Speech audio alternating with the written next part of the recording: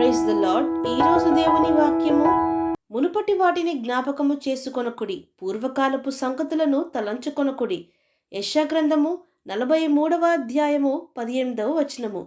ప్రజలారా, మన దేవుడైన యెహోవా ఈ విధంగా అంటున్నాడు, మునుపటి వాటిని, జరిగిపోయిన వాటిని జ్ఞాపకము చేసుకొనకుడి, పూర్వకాలపు సంగతులను, పాత జీవితమును తలంచుకొనకుడి అని. ప్రజలారా, మన జీవితాలలో అనేక సందర్భములు మనకి ఉండును. అవి మనల్ని సంతోషపరిచేవిగా ఉండును.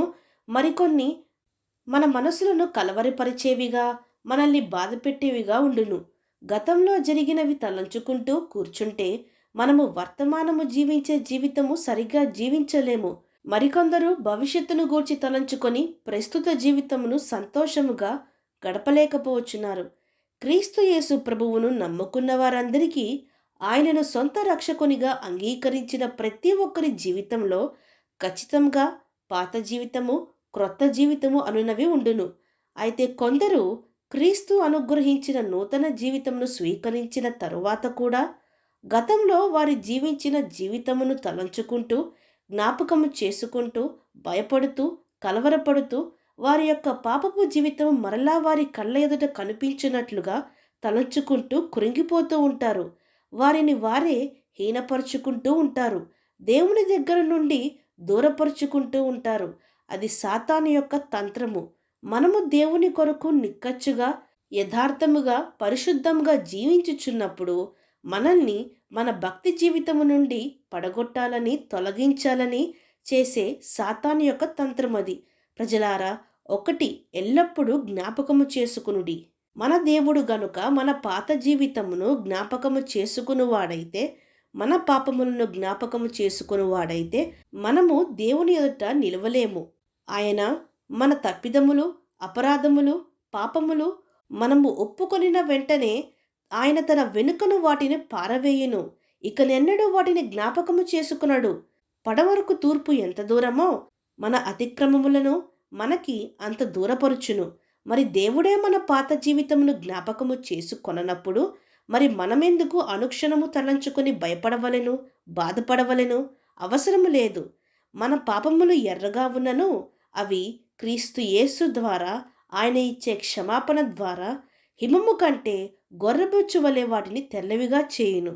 గనుక అపవాది మరలా వాటిని మన మనసులో రేపినప్పుడు, నా ప్రభువు నా ప్రతి పాపము, పాత పాపపు జీవితము, దుఃఖమును ఆయన రక్తంలో కొట్టివేసెను. ఆయన వాటి కొరకు ప్రాయశ్చిత్తము ముందుగానే చేసెను గనుక నేను భయపడను, బాధపడను అని యేసునామంలో అపవాదిని గద్దించవలెను. దుఃఖపూరితమైన చేదు అనుభవాలు ఏమైనా పూర్వము మీ జీవితాలలో ఉంటే వాటినే తలంచుకొనకుడి. ఇకనెన్నడూ చేదైనవి మన దరిచేరవు. ఎందుకనగా ఆ చేదును మధురంగా మార్చే దేవుడు మనకి ఉన్నాడు. మన దుఃఖదినములు సమాప్తములు చేసి మనకి నిజమైన సంతోషమును, సమాధానమును, ధైర్యమును అనుగ్రహించే ప్రభువు మనకి ఉన్నాడు.